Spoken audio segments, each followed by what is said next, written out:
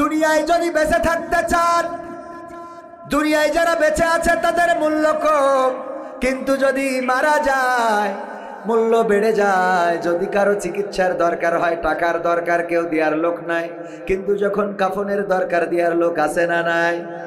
আমার সভাপতি সাহেবের ঘরের টিন যদি উড়ে যায়, চাল যদি উড়ে যায়, আর যদি বলে ওগো গ্রামবাসী আসো আমার ঘরের চালটা একটু লাগিয়ে দাও, আমি আমার স্ত্রী সন্তান নিয়ে বসবাস করতে চাই, না কোনো গ্রামের লোক যাবে না। কারণ বলবে আমরা যাইতে পারি যদি জনের দাম দাও, কামলার দাম দাও, যদি টাকা দাও তাইলে রাজি আছি, টাকা না দিলে বলেন রাজি আছে। কিন্তু যেদিন সভাপতি কিল্লাফতে মানে ওপারে ফ্লাইট হয়ে যাবে রে, ওই দিন মসজিদে আলাম হবে যে আজকে আমাদের শ্রদ্ধাভাজন অমুক চিরজনমের মতো বিদায় নিয়েছেন, তার জানাজা অমুক সময়। এইটা শোনার সাথে সাথে ঝুড়ি খুন্তা কুদাল সব নিয়ে হাজির, ঠিক না বে ঠিক? তখন ঘর বানানো লোকের অভাব পাওয়া যায়। শীতের সময় কত কষ্ট করে, শীতের পোশাক নাই, সোয়েটার নাই, তারপরে এখন আবার নতুন নতুন কি না কি উঠেছে, ওই যে হুডি না কি বলে, হুডি, হুডি। আগে আমরা জাম্পার শুনতাম, হ্যাঁ জাম্পার, এখন জাম্পার আবার হুডি হয়ে গেছে, ঠিক না বে ঠিক? একজন মদ খেয়ে রাস্তায় চলতেছে, তো একটা ওই সুসো মরা পড়ে রয়েছে, সুসো মরা। তো এইটা তো আমাদের ওখানে পুলি পিঠে বলে, কুলি পিঠে আমাদের জিকর গাছায়, যেটা নারকেল দিয়ে ভাপা একটা ভাপ দিয়ে বানায়, এটা দেখেন না? তো ওই সুসোর গা থেকে পশমগুলো পয়সি চলে গেছে, তো এখন পুরো ওই পিঠের মতো লাগতেছে। তো যেহেতু মাল খাওয়া, তো মাল খেয়ে ওইটাও আচ্ছা মতো কায়দা করে খেয়ে লাস্টে থেকে কিরে লেয়াজ আসলো কোথা থেকে? কয় এখন তাহলে কি কুলি পিঠেরও লেয়াজ হয়? তো এখন আমরা যেটা জাম্পার বলতাম ওইটা এখন হুডি, কি হুডি। তো যাই হোক, আমাদের সময় জাম্পার, এখন হুডি। এই হুডি দেওয়ারও তো লোক পাওয়া যায় না, যায় একটা জাম্পার দিবে, আহা টাকায় কত ব্যথা, অথচ কত শিশু ঘুরে বেড়াচ্ছে, গায়ে ভালো পোশাক নাই। শীতের সময় দেখেন রাস্তায়, মহেশপুরে, যশোরে যান, রেল স্টেশনে কিভাবে শুয়ে আছে, শেখ হাসিনার ব্যানারের পরে শুয়ে আছে, উপরে খালেদা জিয়া। এই ঠিক না বে ঠিক? এইগুলো তাদের বিছানা, এইগুলোই কম্বল, অথচ তাদের একটু দেখার মতো লোক পাওয়া যায় না। কিন্তু যদি মারা যায়, আর যদি রাস্তার পাশে লাশটা ঢেকে রাখে, আর যদি বলে তার কাফন কেনার জন্য টাকার দরকার, তার একটু কবর দেওয়ার জন্য মাটির দরকার, যে কেউ বলবে যে ঠিক আছে যদি কবরের জায়গা না থাকে তাহলে বাপু আমার ওখানে নিয়ে আস, ঠিক না বে ঠিক? তখন আমাদের কোনো আপত্তি থাকে, আমরা বেঁচে থাকতে কদর করি না। এই জন্য আমি এই সঙ্গীতটা লিখেছি যে আমাদের অবশ্যই কদরটা বাড়াতে হবে বেঁচে থাকতে। কবির বিন সামাদ যতটা এখন না পরিচিত, তার থেকে বেশি পরিচিত হবে যেদিন মারা যাবে। বিশ্বাস হয় আপনাদের? যেদিন মারা যাব ওই দিন আমার যারা সারা জীবন বলেছে নাট্যকরে আবার স্টেজ দিল কি, ও বলবে কবির ভাইয়ের আলোচনা এত ভালো লাগতো, আল্লাহ সে চলে গেল, তুমি তার আবুল হায়াতে জাহান্নামের উচ্চ মাকাম দান করো। জাহান্নামের উচ্চ মাকাম চাই না? চাই না? ওরা ভুল করি চায়, আমার জন্য চাবেন না হয়তো, কিন্তু ভুল করে আল্লাহর ওলিরা চায়, এরম আছে না নাই? কয় আল্লাহ বঙ্গবন্ধু তুমি জাহান্নামের উচ্চ মাকাম দান করো। আমি কই তোর তো আমলিক করারও অধিকার নেই, হ্যাঁ তোর তো আমলিক করারও অধিকার নেই, কি দোয়া করলি? এরপরে দোয়া করে আল্লাহ বঙ্গবন্ধুকে সব পরিবারে যারা হত্যা করেছে তুমি তাদের জান্নাতুল ফেরদাউস নসিব করে দাও। ওর আমলিক করতে দেওয়া যাবে? আর এইভাবে উল্টো পাল্টা দোয়া করি শেখ হাসিনা চলে গেছে, আমাকে দোষ দেয়, কথা কয় না। তোরা দোয়া করলি ধ্বংসের, উল্টো পাল্টা জাহান্নামের উচ্চ মাকাম, এই সে তোগের দোষেই তো ঝামেলাটা হইল। এখন কয় আমরাই নাকি পাঠিয়েছি। এ কি সহ্য করার মতো? সহ্য করা যায়? ভাইয়েরা আমার, কথা বাড়াবো না, বলেছি সময় যাই হোক শেষ করব সকাল করে ইনশাআল্লাহ। আপনারা থাকতে রাজি আছেন? আপনারা থাকবেন? 12টা পর্যন্ত থাকবেন না? কারা কারা হাত উঁচু করেন? দেখছিলাম অ্যালার্ট আছে, তারপরেও দুই একজন বুঝে পারে নাই। অ্যালার্ট আছে, অ্যালার্ট থাকার দরকার আছে না নাই? মহেশপুরের এত মানুষের সমাগম, এটা সত্যি আমি অনুপ্রাণিত। আমি আমার ভাষা নাই, যেই ভাষা দিয়ে আপনাদেরকে আমি কৃতজ্ঞতা প্রকাশ করলে আল্লাহ খুশি হবেন। যে মানুষের প্রতি কৃতজ্ঞ সে আল্লাহর প্রতি কৃতজ্ঞ, ঠিক কি না? মানুষের যে প্রশংসা করে না সে আল্লাহরও প্রশংসা তো মহেশপুরবাসীর প্রতি আমি কৃতজ্ঞ। এই অঞ্চলে আমার 2টা মাহফিল ছিল, কয়েকদিন আগে একটা করেছি আর আজকে একটা, এই বছরের না, এই মাঝখানে একটা ওই চৌগাছার সাথে লাগানো বর্ডারে মোদির তার কাটা বেড়ার কাছে, ওখানে একটা করলাম। আর একটা, এই 2টা মাহফিল আমার এই মানে আমি এলাকায় খুব কম নিতে চাই, যে এলাকায় আমার তেমন একটা দাম দেয় না, তো এই জন্যে আমি এলাকায় থাকতে চাই। দাম মানে বলেন তো, এই মাল দিতে চাই না, তো এই জন্যেই আমি এলাকায় একটু কম রাখি, দূরই যায়। ওরা মনে করে হুজুর এত দূরিতে কষ্ট করে এইছে, আরো 2 টাকা ধরিয়ে দেবে। আর এরা মনে করে জিগর গাছাতে এইছে, ও যা দিছি সত্যি আবার আটকাই 2 টাকা কাড়ি না, ঝামেলার শেষ আছে। তো এই জন্যই এই এলাকায় আসি কম। তারপরেও আসার পরে এই যেটা দেখছি এটা সত্যি অনুপ্রাণিত করে। মহেশপুরবাসীকে আমার পক্ষ থেকে অগ্রিম কৃতজ্ঞতা, দোয়া, ভালোবাসা। আল্লাহ যাদের বিয়ে হয় নাই তাদের বিয়ের ব্যবস্থা করুন, যাদের হয়েছে তাদের ডবল করাই দিন, আমিন। আজকালকের ছেলেরা বই নিয়ে আর বসে না, ও বাবা গুগলে সার্চ করিয়া পড়ি।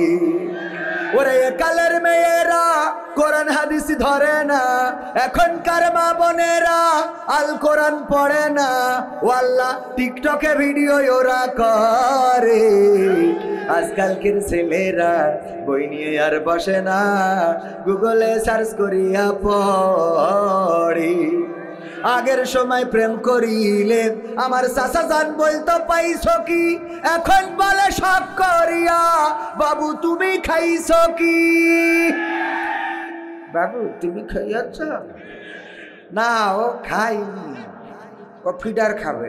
বাবু তো শয়তান, আপনার তো আর বলে না। এখন মুরব্বিকের সময় এসব বাবু টাবু ছিল না, মুরব্বিকের সময় ছিল খুকার বাপ।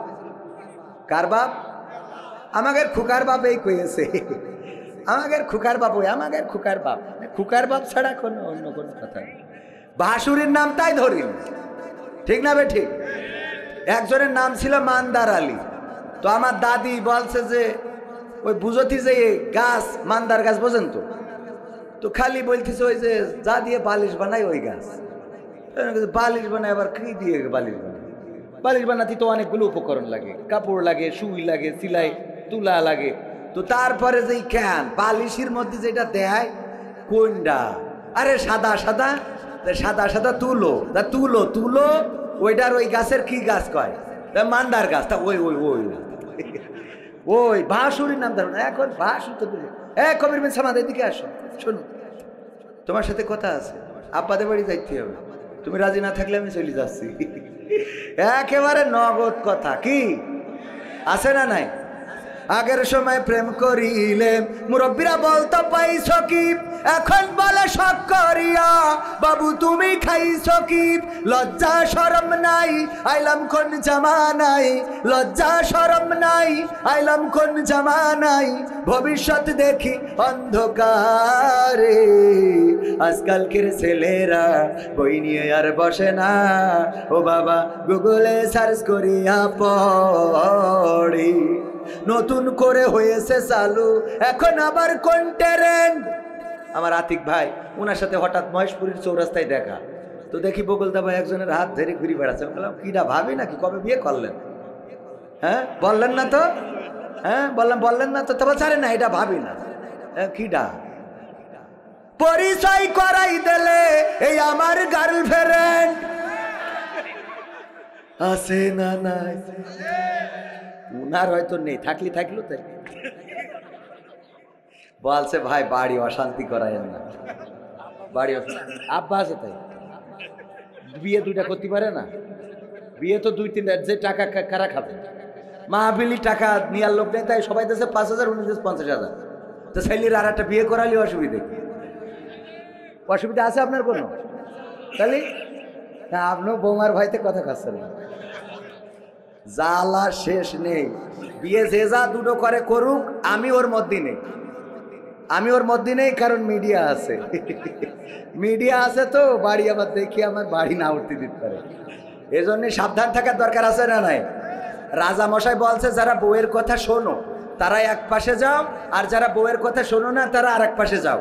তো এই চিন্তা করলো যে আমি বউর কথা শুনেই চলি, উনি এক পাশে গেছে। ভাই চিন্তা করলে আমও বোর কথা শুনি, এক পাশে গেছে। ভাই চিন্তা করলে আমও শুনি, এক পাশে গেছে। অনলি একজন এক পাশে। রাজা বলছে তাও ভালো যে আমার রাজ দরবারে একজন অন্তত পাইছি যে বোর কথা মতো চলে না। তা বলছে না রাজা আপনি ভুল বুঝেছেন। কেন? তা বলছে আমার বউ বলি দিয়েছে যে পাশে লোক বেশি দাঁড়াবে ওই পাশে তুমি মোট দাঁড়াবা। তার মানে ও আমলের পরে আছে, এটাই এক কাঠি উপরে।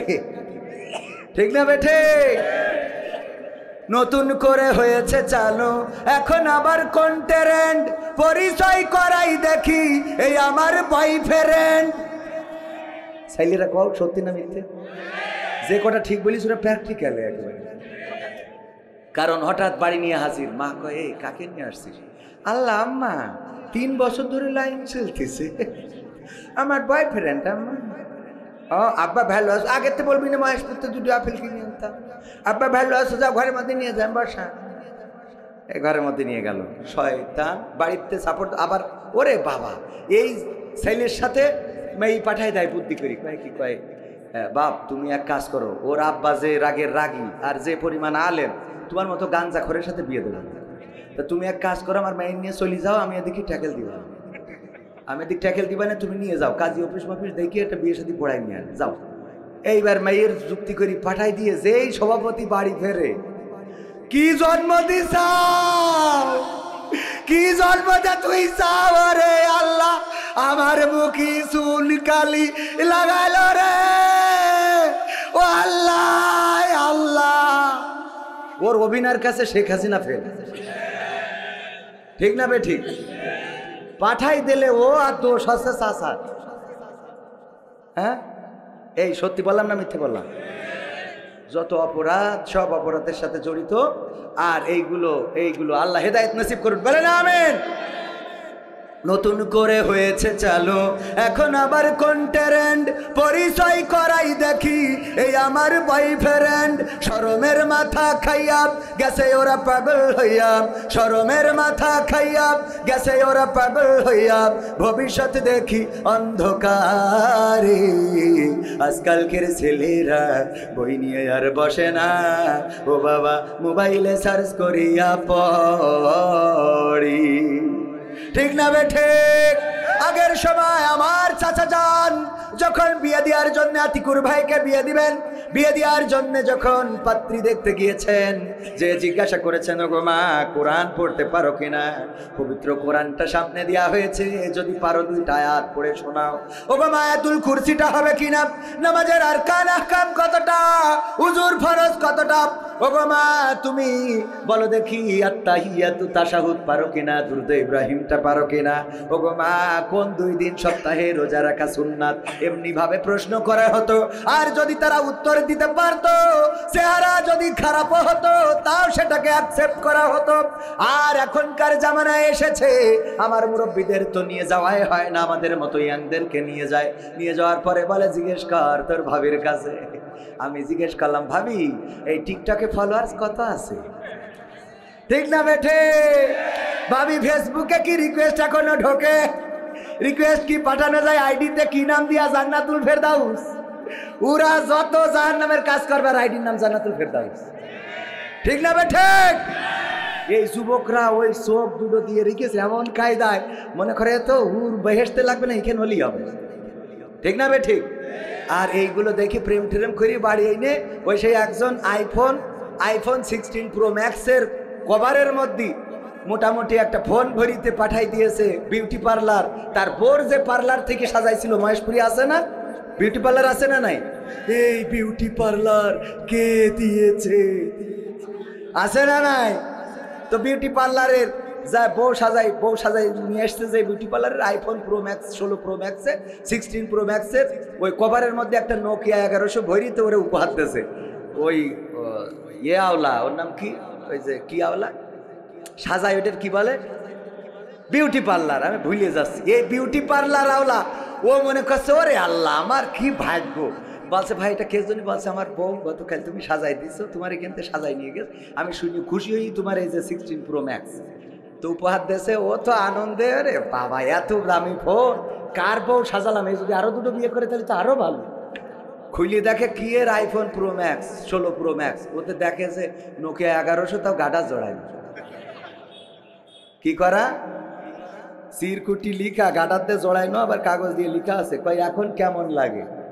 তুই কালকে যে মালটা আমারে ধরাই দিছিস সেটা হইলো এইটা। কথা কি বোঝা গেছে? কাল তোর ওখান থেকে সেই যেটা আমার ঘরে গেছে 1 বছরে 1100 নোকিয়া গাড়ার মাতি আসছে। এইগুলো সমাজে চলছে না? চলছে না? এখন এই সাজুগুজু এখন আর জিজ্ঞাসা করা হয় না নামাজ পড়ো কিনা, কোরআন পড়ো কিনা, এখন আর জিজ্ঞাসা করা হয় না তোমার নামাজের আরকান আহকাম জানা আছে কিনা, এখন আর জিজ্ঞাসা করা হয় না পর্দা করে চলো কিনা, এখন আর জিজ্ঞাসা করা হয় না এই জাতীয় প্রশ্নগুলো। এখন জিজ্ঞাসা করা হয় ফেসবুকে ফলোয়ার্স কত, টিকটকে কি ভিডিও ভাইরাল হয়, ভিউজ কেমন আসে, কাপল ভিডিও কি করতে পারবেন না কি পারবেন না? কাপল ভিডিও যুবকরা বোঝে, হ্যাঁ, ফোন একটা সামনে ধরে কি করে, হ্যাঁ হাই গাইস, হ্যাঁ আমি লাইভে এসেছি, আমাকে কি শোনা যাচ্ছে তোমরা একটু বলো? হ্যাঁ আমার পিছনে যে আতিকুর দেখছো আমার পাগলটা, ওকে সাথে নিয়ে আসছি, দেখেছো তো? হ্যাঁ তোমাদের আমার বড্ড ভালো লাগে, ও কবির বিন সামাদ জয়েন করেছে, হাই।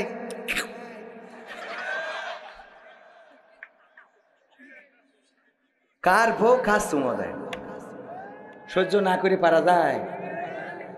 আর এইগুলো করে, আর এই যুবকরা যারা বিয়ে করেনি ওরা বাড়ি যেয়ে এইগুলো নিয়ে কল্পনা করে, পরে অঘটন ঘটে, এগুলোর জন্য দায়ী তুই, কারণ তোর বউরে তুই এইভাবে পণ্য বানাইছিস, ঠিক না বেঠিক? এগুলো বানানো যাবে? এর থেকে তুমি মহেশপুরে আসো, একটা থালা নিয়ে বসো, ভিক্ষা করে খাও, তারপরেও অন্তত নিজের বউ নিয়ে এই পতিতালয়ের মতো ব্যবসা করো না। এটাও একটা পতিতালয়ের ব্যবসা। যারা পতিতালয়ে যশোরে নারী দিয়ে রেখেছে ওরা তো ব্যবসা করে, ওদের স্বামীও হয়তো নাই, আর তুমি তোমার স্ত্রীর ভিডিও নিয়ে এসে, হ্যাঁ শয়তান কোথায়। আল্লাহ হেদায়েত নসিব করুন, বলেন আমিন। আর মা বোনেরাও, আল্লাহ বললেন ওয়াকরনা ফি বুয়ুতিকুন্না ওয়ালা তাবাররাজনা তাবাররুজাল জাহিলিয়াতিল উলা, ওগো নারীরা পর্দার মধ্যে থাকো জাহিলি যুগের মেয়েদের মতো, সেজে গুজে নিজেদেরকে বেপর্দা করে প্রদর্শন করে বেড়ায়ও না। ওরা বলল আল্লাহ পর্দাও করবো সাজুগুজু করবো, ঠিক না বেঠিক? সাজে সেই যে তারপর পর্দা করে। উদাহরণ দিতে যেয়ে বলি, আমার আতিক ভাই বলল কবির ভাই পিকনিকে নিয়ে যাব, কোথায়? তা ওই যে ঝিনেদে তামান্না রিসোর্ট না কি আছে ওখানে, তা আমরা 10 জন যাব, তো 1-2 করে হতে 20 জন হয়ে গেছে, তো উনি 10 জনের খাবার নিয়েছে, মোটামুটি ভাত, আর চিন্তা করলো যদি লোক বেড়ে যায় জন্য সাথে কিছু মুড়িও নিয়েছে। কি নিয়েছে? মুড়ি। যে যদি লোক বেশি হয়ে যায় তাহলে কেউ মুড়ি খাবে কেউ ভাত খাবে। আমার জিজ্ঞেস করতেছে লোক যেহেতু বেশি হয়ে গেছে, ভাই আপনি কি খাবেন, ভাত না মুড়ি? তা আমি বলছি মুড়ি খেয়েই ভাত খাবো। মুড়ি খেয়ে মানে কোনোটা। আমার মা বোনদের অবস্থাও তাই।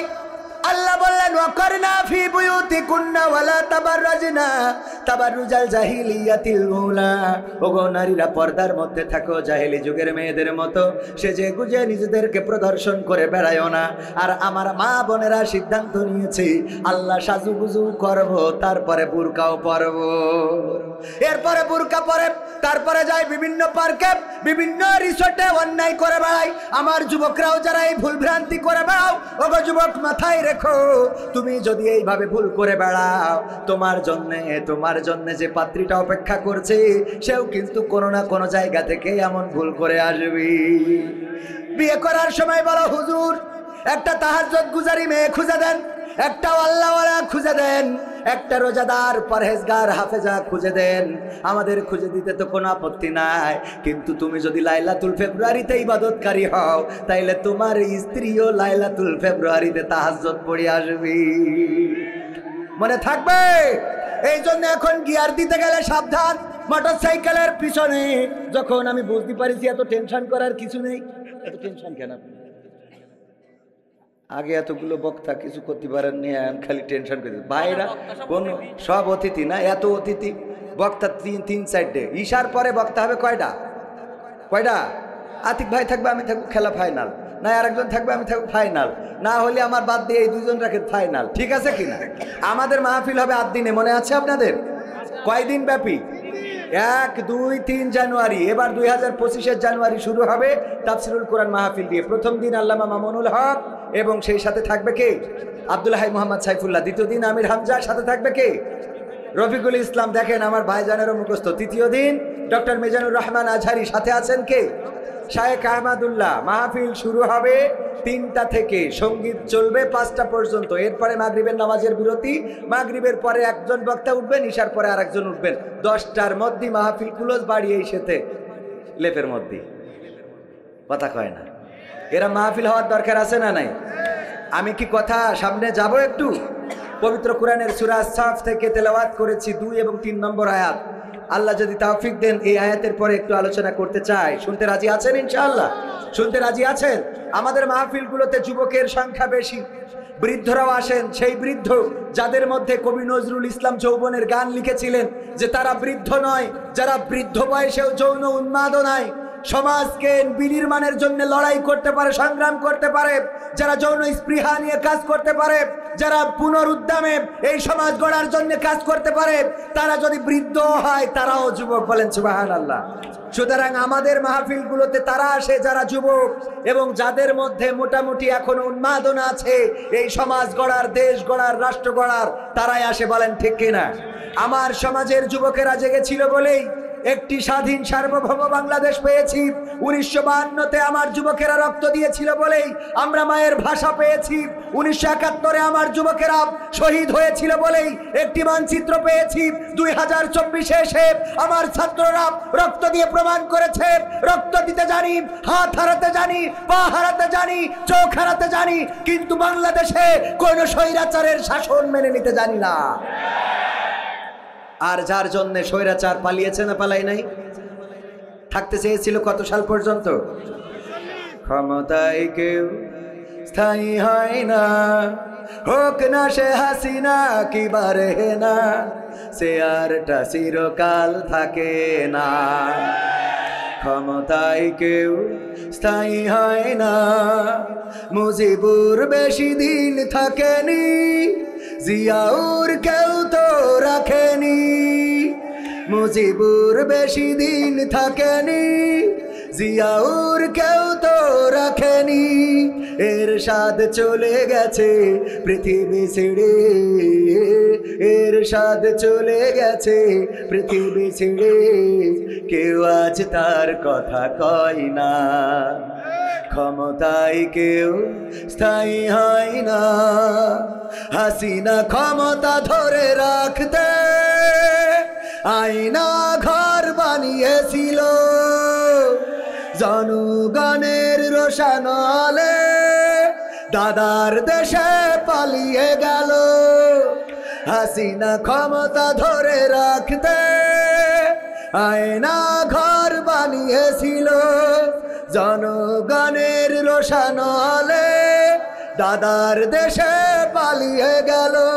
ডিবি হারুনের পাশে আর, ডিবি হারুনের পাশে আর পরিমণিদের দেখা যায় না। ঠিক না বেঠে? ক্ষমতায় কেউ স্থায়ী হয় না, হোক না সে হাসিনা কি বারে না, সে আরটা চিরকাল থাকে না। ঠিক বললাম না বে? ঠিক বললাম? এই চেয়ার যারা পেয়েছে, চেয়ারে অদৃশ্য একটা শক্তি আছে, আঠা আছে।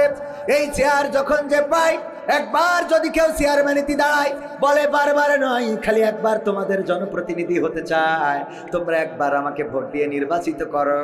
যখন একবার নির্বাচিত করে, এরপরে ফেল করলো আরো 3বার দাঁড়ায় না, দাঁড়ায় না। কারণ এই চেয়ারে এমন আঠা, অদৃশ্য একটা শক্তি আছে।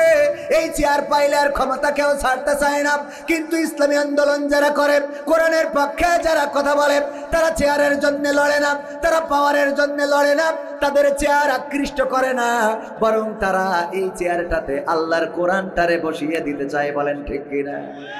যারা বলে 5 তারিখে স্বাধীনতা এসেছে, আমি বলি না, স্বাধীনতা আসে নাই। 5 তারিখে স্বাধীনতা আসে নাই, বরং 5 তারিখে স্বাধীনতা কিভাবে আনতে হয় সেই রাস্তাটা পরিষ্কার করে দিয়ে গিয়েছে। এবং 5 তারিখে আসলে স্বাধীনতার পথটা উন্মোচিত হয়েছে। বলেন ঠিক কিনা? ওই স্বাধীনতা সেই দিন আসবে যেই দিন এই বাংলার জমিনে, আল্লাহর জমিনে আল্লাহর দিন কায়েম হয়ে যাবে, যেদিন কোরআন দিয়ে সব বিচার ফায়সালা হবে, যেদিন কোরআনের রাজ কায়েম হবে, কোরআনের আইন হবে রাষ্ট্রের আইন। নামাজ না পড়লে যা শাস্তি, শরীয়ত শরিয়া যেটা বিধান করবে সেটা হবে, জেনা করলে কি শাস্তি শরিয়া যেটা বিধান করবে সেটা হবে, যদি হত্যা করে কি শাস্তি শরিয়া যেটা বিধান করবে সেটা হবে। কোরআনে সব বিধান আছে না নাই? যদি কোরআনে সব ক্লিয়ার না থাকে তার জন্য আছে কি হাদিস, তার জন্য আছে কি হাদিস। আল্লাহর রাসূল প্র্যাকটিক্যালে করে দেখিয়েছেন কেমন হওয়া দরকার, ইসলামী শাসন ব্যবস্থা কেমন হবে, কেমন রাষ্ট্র গঠন করতে হবে, আর সেই রাষ্ট্রে মানুষ কেমন সুখে থাকবে। আল্লাহর নবী এমন একটা সমাজ গঠন করলেন, যাকাত নিয়ে ঘুরে বেড়ায়, যাকাত নেওয়ার মতো লোক পাওয়া যায় না, যাকাত খাওয়ার মতো লোক পাওয়া যায় না, ঘুরে ঘুরে ঘুরে ঘুরে ক্লান্ত হয়ে যায়, গায়ের জামাগুলো ময়লা, এমন ময়লা মনে হয় গরিব মানুষ কাচার মতো পয়সা নাই। হঠাৎ আর একজনের সাথে দেখা, সেও দেখা গেল ময়লা, এত ময়লা শরীরে, ময়লা কাদামাটি, জামাটাও ভালো না। এরপরে বলল, দেখো বুঝতে পেরেছি তুমি কষ্টে আছো, অভাবে আছো, এই যে নাও আমার যাকাতের টাকা দেওয়ার মতো মানুষ খুঁজে পায় না, তোমাকে দিলাম। ওই লোকটা নিজের পুটলাটা বের করে বলে, আমিও দেখো আমার যাকাতের টাকা নিয়ে ঘুরে বেড়াই, এখনো পর্যন্ত পাই নাই। আল্লাহু আকবার, এখনো পর্যন্ত লোক পাই নাই, আমি নিজের টাকা নিয়ে ঘুরে বেড়াই। এমন সমাজ গঠন করেছিলেন, সেই সমাজ আমরা চাই না, চাই না। ওই সমাজ যদি গঠন হয়ে যেত তাইলে এই মাহফিল রাষ্ট্রীয়ভাবে আয়োজন হতো। কিভাবে হতো? রাষ্ট্রীয়ভাবে আয়োজন হইলে আমাদের কি টাকা খরচ করা লাগতো? যেহেতু রাষ্ট্রীয়ভাবে হয় না, সুতরাং টাকা খরচ করার দরকার আছে না নাই? এই মাহফিলের জন্য যে টাকার খরচ দিতে রাজি কারা কারা, একটু হাত উঁচু করেন তো দেখি, হাত উঁচু করেন তো, মন খুলে দেখি দেখি দেখি দেখি। এই ডানি ভাই একটু তাকান, যা আছে ছিড়া ছুটা। হ্যাঁ, আমিও ব্যক্তিগতভাবে যেহেতু হাত তুলেছি, আমার ক্যামেরা পার্সন কই, তাড়াতাড়ি আমিও হাত তুলেছি। আমার বশির ভাই এসেছে, কবির ভাই আমার মিতে এসেছে, হাত তোলেন নি কেন? মিতে কই, মিতে কই? মিতে হাত তুলিনি, সবাই হাত তোলেন। তুলেছেন? তাড়াতাড়ি বড় করে রাখো, টানটেন। আমার ক্যামেরা পার্সন কই? হ্যাঁ, হাত তুচু করেন, লম্বা করে, লম্বা করে। বাম হাতটা নামান, ডান হাত মুট করেন, মুট করেন, খোলেন। হ্যাঁ, ফাইন দেখা যাচ্ছে, মুট করেন। যারা যারা তোলেননি তাদের তো জোর করে তুলাইতে পারবেন। এবারে নিজের মুটটা শক্ত করে ধরেন, তাড়াতাড়ি। আমার সে ক্যামেরা পার্সন করে গেল। এই আপনাদের এইভাবে তো ক্যামেরা ধরলে হবে না তো, হাতের মুঠার মধ্যে ম্যাজিক দেখাতে হবে না? হ্যাঁ, এই যে দেখেন, এইটা কয় টাকার নোট? কয় টাকা? আমি একটা ম্যাজিক দেখাচ্ছি। এই 500 টাকার নোট হাতের মধ্যে ঢুকালাম, ম্যাজিক। আবার দেখেন কয় টাকা? এই ম্যাজিক জীবনে কেউ দেখাতে পেরেছে? অনেকে হাতের মধ্যে ঢুকায়, 500 টাকার নোট কাগজ হয়ে যায়, আবার কাগজ টাকা হয়ে যায়, ঠিক কিনা? আমি যা ঢুকাইছি তাই আছে, যতই ফু দিই। আমি 500 টাকা দিলাম এই মাহফিলের জন্য। এবার যার যা পকেটে আছে, আল্লাহ বলেছেন, ইয়া আইয়ুহাল্লাযীনা আমানু লিমা তাকুলুনা মা লা তাফআলুন, এমন কথা বলো না যা কাজে করো না ইমানদারেরা। চাওয়া এটা অশোভনীয়, এটা ভালো দেখায় না। যে যা পারেন নিজের পকেটে না থাকলে পাশেরটাই ঢুকান, তাও ঢুকান তাড়াতাড়ি, একদম 2 মিনিটের মধ্যে। তারপরে কয়েকটা গান শোনাবো, চলে যাব। ভাইজানেরা খালি টেনশন করতেছে। হ্যাঁ, দ্রুত একদম, যার যা পকেটে আছে মাহফিলের জন্য 5000, 2000, 1000, 3000। তারপরে কয়েকটা সঙ্গীত শোনাবো, চলে যাব ইনশাল্লাহ। সঙ্গীত না শোনাই যাব না। এখনো ওবায়দুল কাদের কাকার গান রয়েছে না, এমপিরা সব কোথায় গেল, শুনবেন? শোনাবো আল্লামা সাইদি নিয়ে, শোনাবো শোনাবো যদি থাকে। কারণ ভাই এখানে লিখেছে, হুজুর লোক থাকতে থাকতে একটা প্যাকেট কালেকশন, মানে লোক আমি জানি যে আমি যদি আরো 1 ঘন্টা কথা বলি লোক ইনশাআল্লাহ যাবে না, কনফিডেন্স আছে। 2-1টা যাবে, কারণ 2-1টা একেবারে কারোর মুথু লাগবে, কারণ অন্য আদার সাইড আছে না নাই। তো এখন আগের কাজ আগে করে দিই। মহিলা প্যান্ডেলেও আমি যাবো? ও আপনারা যাচ্ছেন, তাহলে তাই যান। বাসা হুজুর মহিলা প্যান্ডেলেও যাইতে হবে, মানে যত যা। নুরুজ্জামানের শ্বশুর মারা গেছে, 500 টাকা হইবেন? আল্লাহ কবুল করুন, আমিন। 500, 100, 1000 আমার মা বোনেরা, পর্দার অন্তরালে যারা আমাদের স্বেচ্ছাসেবক বা স্বেচ্ছাসেবিকা যারা গিয়েছে, আপনারা দিয়ে দেন, এই কেউ মারুম হবেন না। যা আছে টাকা পকেটে, যা প্যাকেটে দিয়ে দেন। আল্লাহ দানকে কবুল করে নেন, বলেন আমিন। যাদের মা নাই, বাবা নাই, দাদা নাই, দাদি নাই, আপনজন চিরজনমের মতো বিদায় নিয়েছে, অন্ধকার কবরে ঘুমানো কেমন আছে জানি না, ওই মা বাবা দাদা দাদির জন্য 500, 1000 টাকা, 2000 টাকা, 100 টাকা, 300 টাকা দেওয়া যায় কিনা? হাবিবুর রহমান মেম্বার 2000 টাকা। আল্লাহ দানকে কবুল করো, ভোট বাড়াই দাও, আবার আগামীতে দাঁড়াইলে পাশ করাই দাও, বলেন আমিন। তারপরে আমার যুবকেরা যার যা আছে খুব তাড়াতাড়ি দিয়ে দেবেন, তারপরে আমি আলোচনায় যাব ইনশাআল্লাহ। আমি কিন্তু শুরু করিনি, শুরু কি করেছি? শুরু করি নাই, তাড়াতাড়ি দাঁড়ানো। নাসির ভাই 1000 টাকা। আল্লাহ দানকে কবুল করো, নে খায়াত দাও, মনের স্বপ্ন পুরা করো, আপনজনদের কবুল করো। আল্লাহ দানকারীর পিতা মাতার সুখে রাখো, পরকালে ফুলসিরাতটা সহজ করে দিও। তারপরে আর কেউ যদি দেন তাড়াতাড়ি। আবার বশির ভাই 2 ছেলের পরে একটা মেয়ে হয়েছে, আল্লাহ কবুল করে নাও, নেখায়াত দিয়ে দাও। আল্লাহ মেয়েটারে তুমি খাদিজা রাদিয়াল্লাহু তাআলা আনহা, আম্মা আয়েশা রাদিয়াল্লাহু তাআলা আনহা, ফাতেমা রাদিয়াল্লাহু তাআলা আনহার সাথে কবুল করে নাও, বলেন আমিন।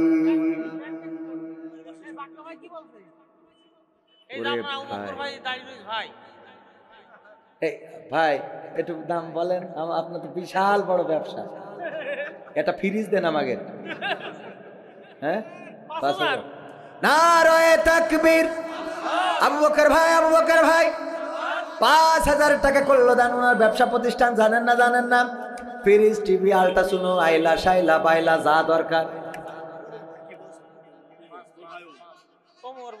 ওমর ভাই 1 লাখ। কি আর একটা বিয়ে করতে চান? 1000 দিলে হয়, মান সম্মান থাকে। 2000 নেন, 2000। আল্লাহ কবুল করো, অসুবিধা নেই। না থাকলে আমার বললেন না, থাল নিয়ে 2 জন দাঁড়াবো। নারায়ে তাকবীর। আমার ওমর ফারুক ভাই কয় হাজার?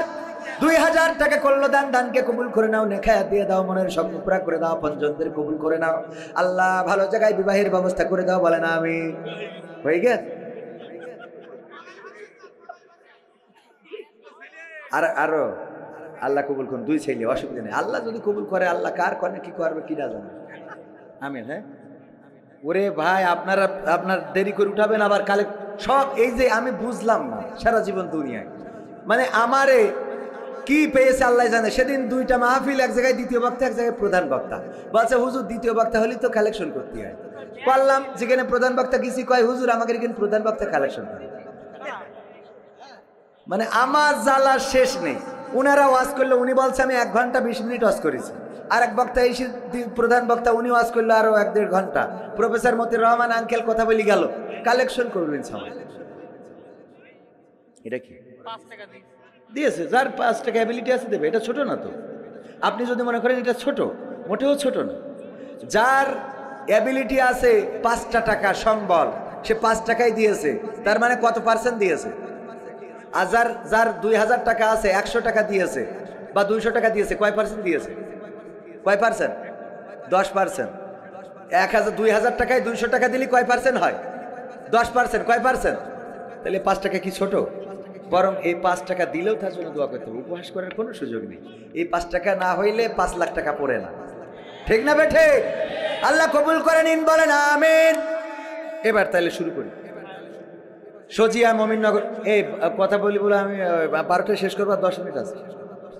সেজিয়া মমিননগর গ্রামবাসীর উদ্যোগে আয়োজিত আজকের ঐতিহাসিক 8তম তাফসিরুল কোরআন মাহফিলের শ্রদ্ধাভাজন প্রধান অতিথি, শ্রদ্ধাভাজন সভাপতি জনাব মোহাম্মদ জহুরুল ইসলাম সাহেব, সঞ্চালনায় আছেন কাজী মোহাম্মদ রাশিদুল ইসলাম রাশেদ। প্রধান অতিথি ছিলেন আমার শ্রদ্ধাভাজন ওস্তাদ এবং আমার বাবার বন্ধুবর অধ্যাপক মতিয়ার রহমান সাহেব। দ্বিতীয় বক্তা হিসেবে আলোচনা করেছেন আমাদের হাফেজ মাওলানা আতিকুর রহমান জিহাদি সাহেব। আলোচনা করেছেন প্রধান বক্তা মাওলানা এম হাফিজুর রহমান সাহেব। এছাড়াও আমার ডানে বামে আরও গণ্যমান্য ব্যক্তিবর্গ আছেন। আমার সামনে উপবিষ্ট দিনদার ইমানদার মুসলমান ভাই বাবাজিরা, পর্দার অন্তরালে মা এবং বোনেরা, সবাইকে আনুষ্ঠানিকভাবে সালাম জানাচ্ছি। আসসালামু আলাইকুম ওয়া রাহমাতুল্লাহি ওয়া বারাকাতুহু। আমরা আল্লাহর শুকরিয়া আদায় করি যে মহান রব দয়া করে মায়া করে আমাদেরকে মানুষ হিসাবে সৃষ্টি করেছেন এবং আজকের এই মাহফিলে আসার বসার তৌফিক দান করেছেন। সেই রবের শুকরিয়া আদায় করে সবাই বলছি আলহামদুলিল্লাহ।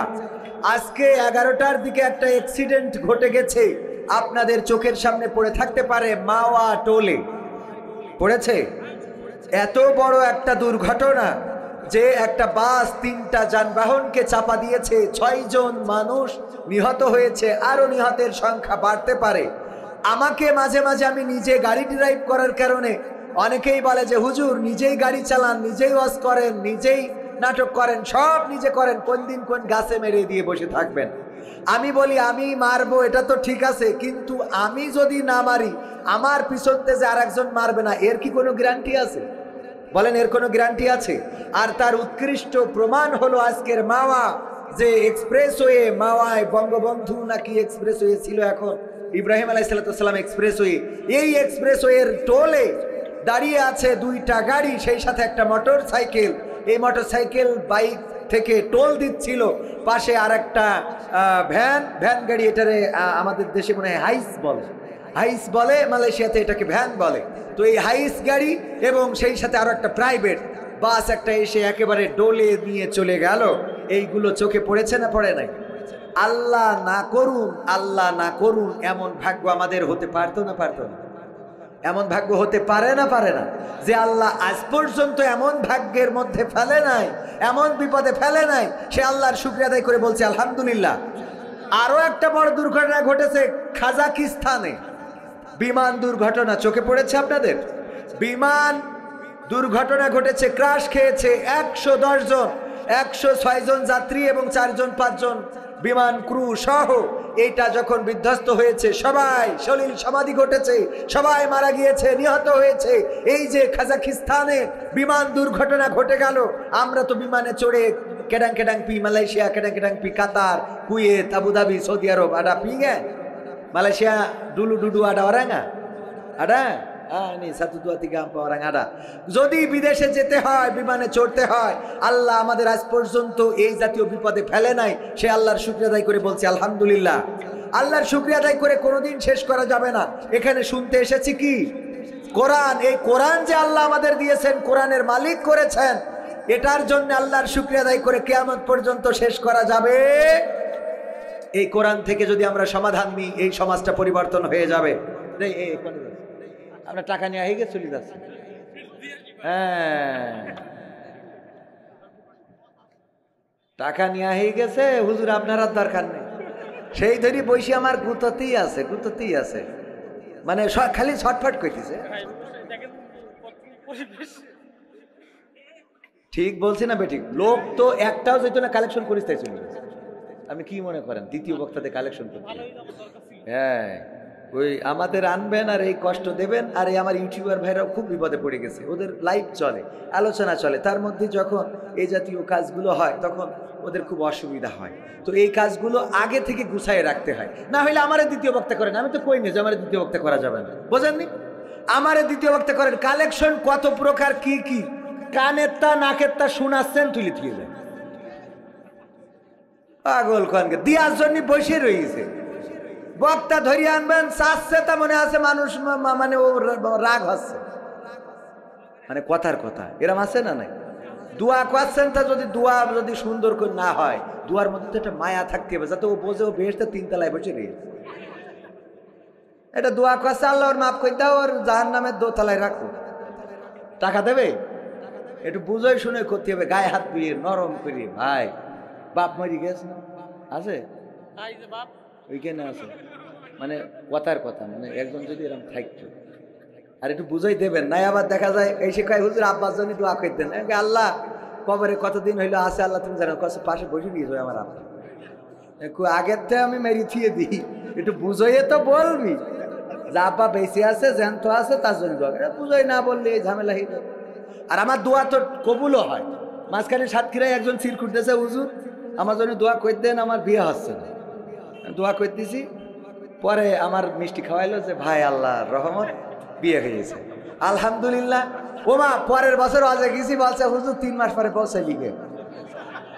তারপর 3 মাস পর চলে গেছে, ও কি এখন আমাকে তো সব দোয়া করি পারবো না, সম্ভব? আবার চির খুঁজতেছে, হুজুর আবার। আমি তোর জন্য আর দোয়া নেই, তোর জন্য দোয়া করবার ওই মেয়েটার জীবন নষ্ট। জ্বালা আছে না নাই? বাগেরহাটে ফকিরহাটে দোয়া করতেছে হাসপাতাল থেকে, হুজুর 1000 টাকা দিলাম, অমুক হাসপাতাল, একটু দোয়া করে দেন। আমি দোয়া করেছি, আল্লাহ এই এলাকায় যত মানুষ আছে সব রুগী বানাও, যাতে হাসপাতালে যেতে পারে। পরের দিন দেখি আমার পেজে মেসেজ দিচ্ছে, হুজুর দোয়া করলেন কি আর হইলো কি কেন? বলছে হুজুর আমাকে আজ পুলিশ এসে 1 লাখ টাকা জরিমানা করে ঠিক আছে। তাই বলছে উল্টো কাজ করার কারণ আছে। আপনারা দিয়েছেন 1000 টাকার, সামনে যারা শ্রোতা ছিল ওরা তো 1 লাখ টাকার বেশি দিয়েছে। কথা কয় না? তাহলে দোয়া শ্রোতাকেরও কবুল হবে না? আল্লাহ কবুল করেছেন, বলেন আমিন। দোয়া কবুল করার মালিক কে? আল্লাহর কাছে চাইলে পাওয়া যায়। যারা চেয়েছেন তারা পেয়েছেন, যারা ডেকেছে তারা পেয়েছে। ইব্রাহিম আলাইহিস সালাম ফিরাউনের নমরুদের বলছিল, নমরুদ আমার ভাষা ভুল হয়ে গেছে, বলেছিল? বলেছে? বরং বলে নাই। কি বললো? ফেরেশতারা আসার পরে বলছে চলে যাও, তোমাদের দরকার নেই। তোমরা যে আল্লাহর কাছ থেকে অনুমতি নিয়ে এসেছো, ওই আল্লাহ আমার অবস্থা আরো ভালো জানে। বলেন সুবহানাল্লাহ।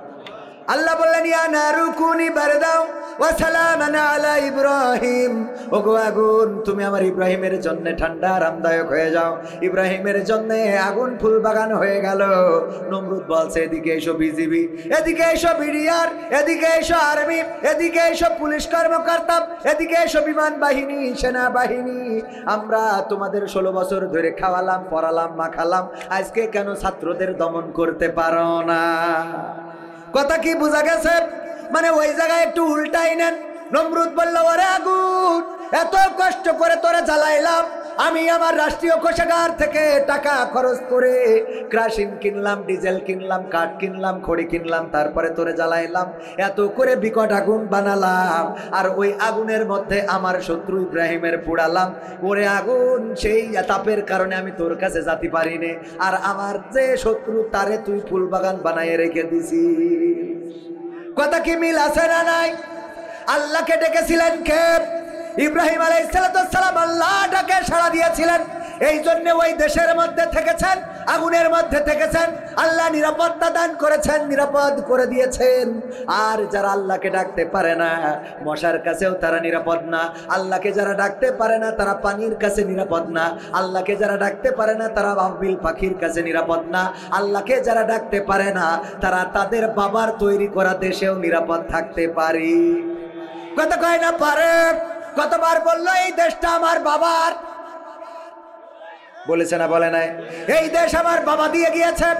বাবার নাম এতবার বলা হয়েছে, অতবার যদি আল্লাহর নাম বলতো তাইলে আমার দাদার দেশের হেলিকপ্টার লাগতো না, আমার আল্লাহ প্যারাশুট পাঠাই আসমানে তুলে নিত।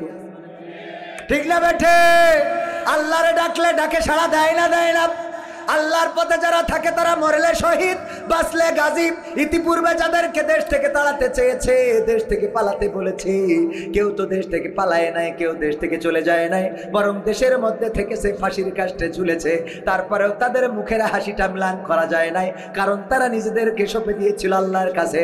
তারা আল্লাহর শিখানো কালাম, আল্লাহর শিখানো বাক্যটা পড়েছিল, ইন্না সালাতি ওয়া নুসুকি ওয়া মাহইয়ায়া ওয়া মামাতি লিল্লাহি রাব্বিল আলামিন। ওরা বলেছিল ওগো আল্লাহ, ওগো আমার রব, তুমি শুনে নাও, আমার নামাজ, আমার সালাত, আমার কুরবানি, কুরবানির মধ্যে কি আছে? শুধু গরু কুরবানি, ছাগল কুরবানি নয়, কুরবানির মধ্যে সময় কুরবানি, জীবন কুরবানি, জেল খাটা সেটাও কুরবানি, ওই যে বেতের বাড়ি সেটাও কুরবানি, রিমান্ডে সেটাও কুরবানি। ওগো আল্লাহ, নিশ্চয় আমার সালাত, আমার কুরবানি, আমার জীবনের হায়াতের।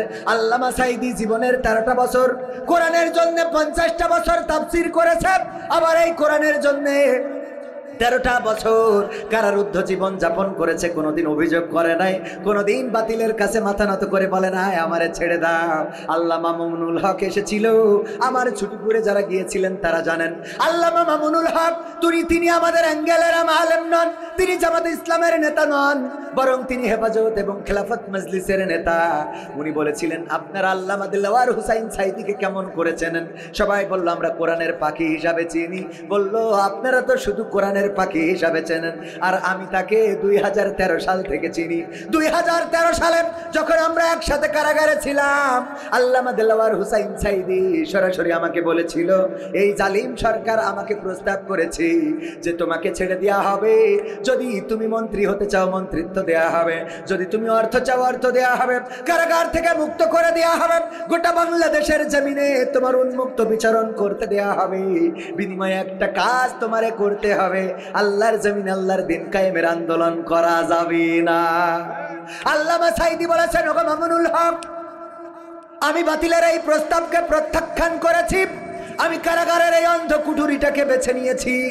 এই অন্ধ কুঠুরিতে এমন ভাবে থাকতেন আমার শফিকুল ইসলাম মাসুদ ভাই, সুন্দর করে বর্ণনা করেছেন। একদা এক পুলিশ বলল, মাসুদ ভাই আজকে নামাজের জন্য যখন আসবেন তখন একটা চাই নামাজ বেশি করে নিয়ে আসবেন, একটা চাই নামাজ বেশি করে আনবেন। আনার পরে ঘটনাটা বলবো। মাসুদ ভাই, শফিকুল ইসলাম মাসুদ ভাই একটা জায়নামাজ বেশি করে নিয়ে গেলেন। বলল, ভাই জায়নামাজটা আপনার কাছ থেকে নিলাম। কেন নিলাম? মিথ্যা তো বলতে পারবো না, আমি কিনে তো আর দিতে পারি না। আমি কিনে যদি দিই তাইলে বলবে আপনি পুলিশের চাকরি করে কেন জায়নামাজ দেন সাঈদীর জন্য। ডিমান্ড কমবে না বাড়বে? আগের সময় ডিমান্ড কমে যেত, ঠিক না? ঠিক। আগের সময় তারা চিন্তা করতো মানে কি, আসলে সাঈদীর পক্ষে যদি কেউ কথা বলে তাইলে তার চাকরিও চলে যাওয়ার ভয় ছিল না। এই জন্য বললো, ভাই আমি বলবো, আল্লামা সাঈদীর একজন শুভাকাঙ্ক্ষী এসেছিলেন, তিনি একটা জায়নামাজ দিয়ে বললেন এটা পয়সা দিবেন, এই কারণে আপনাকে আনতে বললাম, মিথ্যা বলবো না। তাই আপনি এই জায়নামাজটা দিলেন, আমি নিলাম, এটা পয়সা দেবো কোরআনের পাখির কাছে। এই জন্যে যখন দেখি ওই ছোট্ট কুটুরিটায় কোরআনের পাখি শুয়ে আছে, মাথার নিচে কোনো বালিশ নাই, হাতটা মাথার নিচে দিয়ে শুয়ে থাকে, কলিজাটা ফেটে যায়। আহারে, এই মানুষটা কোরআনের জন্য এতদিন বয়ান করলেন, এত কথা শোনালেন, যার বয়ান শুনে কত তরুণ যুবক আল্লাহর পথে এসেছে, যার বয়ান শুনে মানুষেরা দিনের পথের দিশা পেয়েছে, যার বয়ান শুনে হিন্দুরা মুসলমান হয়েছে, খ্রিস্টানেরা ধর্ম ত্যাগ করে ইসলাম ধর্মের মধ্যে এসেছে, অন্য ধর্মাবলম্বীরা তারা ইসলামের শাশ্বত বাণীটারে গ্রহণ করে নিয়েছে। এই মানুষটা আজকে হাতটা মাথার নিচে দিয়ে ঘুমায়, অথচ এই মানুষটার কদর করা দরকার ছিল।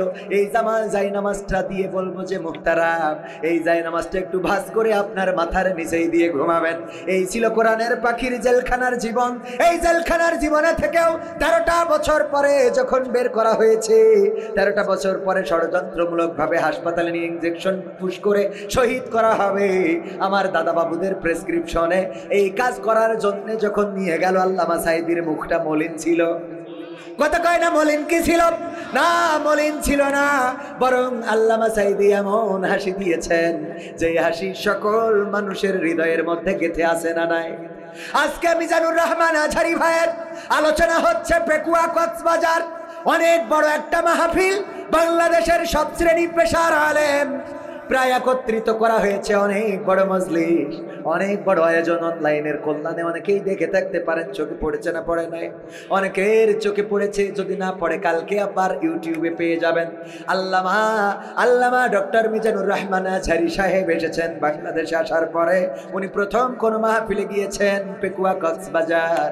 ওই প্রোগ্রামে যাওয়ার পরে মানুষের এত ভিড়, আজকে মাহফিল হবে গতকালকে খেতা বালিশ কম্বল নিয়ে ওই স্টেজের সামনে যে শুয়ে আছে, আগামীকালকে ডক্টর মিজানুর রহমান আজহারী বয়ান করবে। সুতরাং এই বয়ান আমরা মিস করতে চাই না। ওগো আমার ভাইয়ারা, শুধু তাই নয়, এত পরিমাণ মিডিয়ার ক্যামেরা এসেছে, শত নয়, হাজার হাজার মিডিয়ার ক্যামেরা। আমার মিডিয়ার ভাইয়েরা গিয়েছেন, টেলিভিশন নিউজ করছেন, পত্রিকা নিউজ করছেন, পুলিশ গিয়েছেন, বিজিবি গিয়েছেন, বিডিআর আর্মি গিয়েছেন, র্যাবের 15 ওখানে কাজ করছে নিরাপত্তার জন্য। এত কিছু করছেন মিজানুর রহমান আজহারীকে আশাকে কেন্দ্র করে। আর আল্লামা সাঈদী যদি আজকে মুক্তি পেয়ে যেতেন, বলেন দেখি তাইলে কেমন একটা মাহফিল হতো, কেমন একটা মাহফিল হতো। এই বাংলাদেশে এমন মাঠ পাওয়া যেত না যেই মাঠে কোরআনের পাখি বয়ান করতে পারবে, যেই মাঠে কোরআনের পাখি আসলে মানুষের জায়গা ধরবে। আল্লাহ রাব্বুল আলামিন চান না, আর বাতিলও করতে দিল না। আল্লাহর জন্য নিবেদিত প্রাণ নিজেদের জীবনটা উৎসর্গ করে গেল। 13টা বছর কারাগারের অন্ধকুঠুরির মধ্যে কাটালো, তারপরে আবার জেলখানার মধ্যে নিয়ে গেল, ইনজেকশন পুশ করা হলো। ওই জালিমদের পক্ষে যারা কথা বলে তাদেরকে বলতে চাই, আল্লামা দেলওয়ার হুসাইন সাঈদীর সাথে যেই ব্যবহার করা হয়েছে, তার মতো মানুষকে ফাঁসির কাস্টে ঝুলানোর মতো পরিকল্পনা করা হয়েছে। এরপরেও যারা বলে ওদেরকে ক্ষমা করতে হবে, ওরা কারা? কথা কয় না, ওরা কারা? ওদের চরিত্র কি? ওদের চরিত্র হলো ভেজালে। ওরা ওরা কারা? আরে আমার কোরআনের পাখিদেরকে শহীদ করা হলো। ওগো আমার ভাইয়েরা, তারপরেও কেউ মাথা নত করে নাই। ইব্রাহিম আলাইহিস সালামের কথা বলতে যে এত কতগুলো কথা বললাম, মাথা নত না করার কারণ হলো, উদাহরণ দিতে যেয়ে যদি বলি, আমাদের শ্রদ্ধাভাজন সভাপতি জনাব মোহাম্মদ জহুরুল ইসলাম সাহেব, উনি গরু পালন করে। ওই গরু মনে করেন এখন তো মাঠে ধান নাই, যার জন্য মাঠের মধ্যে ছেড়ে দিয়েছে গরু, যা মনে চাই খাইয়ে বেড়াও। গরু খাওয়া শুরু করেছে, হঠাৎ করে বন থেকে পাশে থাকা জঙ্গল থেকে একটা বাঘ বের হয়ে গরুরে ধরার জন্য দৌড়ানি দিয়েছে। গরু দৌড়ায়, বাঘও দৌড়ায়। গরু কি কখনো বাঘের সাথে দৌড়ায় পারবে নাকি? না, পারবে না। এই চিন্তা করে গরু চিন্তা করলো, যেহেতু পারবো না, তাইলে তাড়াতাড়ি একটু সেফ এক্সিট করতে হবে। দাদার কাছে তো আমাদের হাসিনা সহযোগিতা চেয়েছে, ওর তো এখন আশেপাশে দাদাও নাই, কি করা যায়? গরু একটা বুদ্ধি করে, পাশে ছিল একটা কাদাওয়ালা জমি, কাদাওয়ালা ক্ষেত, ওর মধ্যে দিয়েছে লাফ, দেওয়ার পরে 4 হাত পাটকে গিয়েছে, না উঠতে পারে, না উঠার চেষ্টাও করে। বাঘও ধরার জন্য যখন দৌড় দিয়েছে, ঝাঁপ দিয়েছে, তখন গরুর থেকে বাঘের গতি বেশি থাকার কারণে গরুরে রেখে 3 হাত সামনে যেয়ে পড়েছে। কয় হাত সামনে? পড়ে না 3 হাত সামনে যে পড়ার পরে ও বাঘেরও হাত পা আইটে গেছে, যত ছাড়াইতে চায় তত আইটে ধরে। এত কাদা, এত আটাপূর্ণ কাদা, বাঘ খালি টেনশন করে কখন বেরোবো, আর গরু বসে বসে খালি পান চাবায়।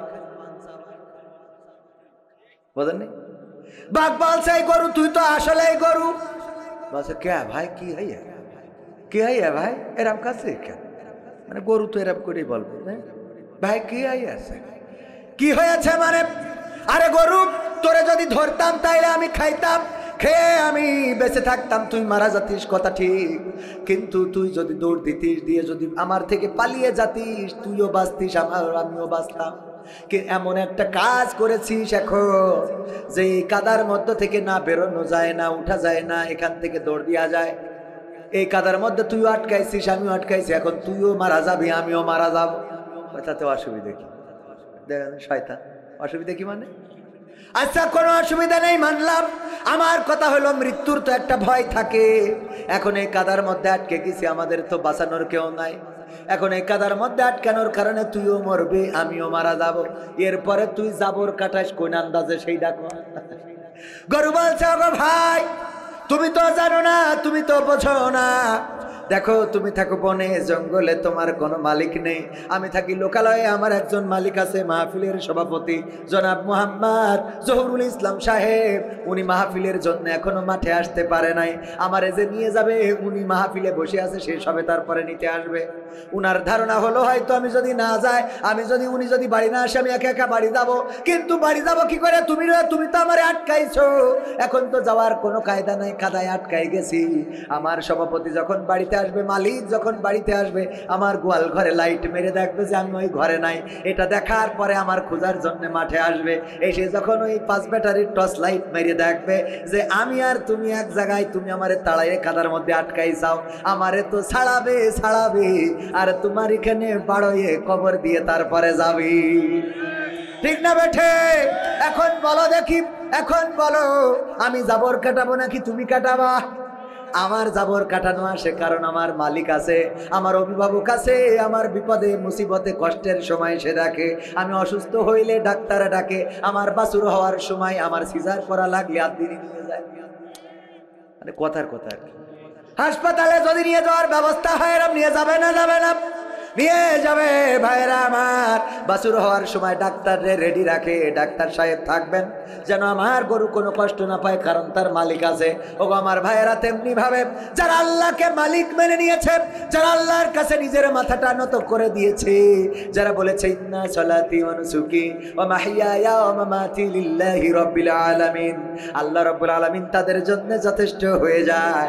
তারা যখন বিপদে পড়ে সেখানেও আল্লাহ আছে, তারা যখন সুখে থাকে সেখানেও আল্লাহ আছে না নাই? ঘরের মধ্যে আল্লাহ আছে না নাই? আবার মসজিদেও আল্লাহ আছে না নাই? বাংলাদেশে আল্লাহ আছে, মালয়েশিয়ায় আল্লাহ আছে, সৌদি আরবে গেলে সেখানেও আল্লাহ আছে।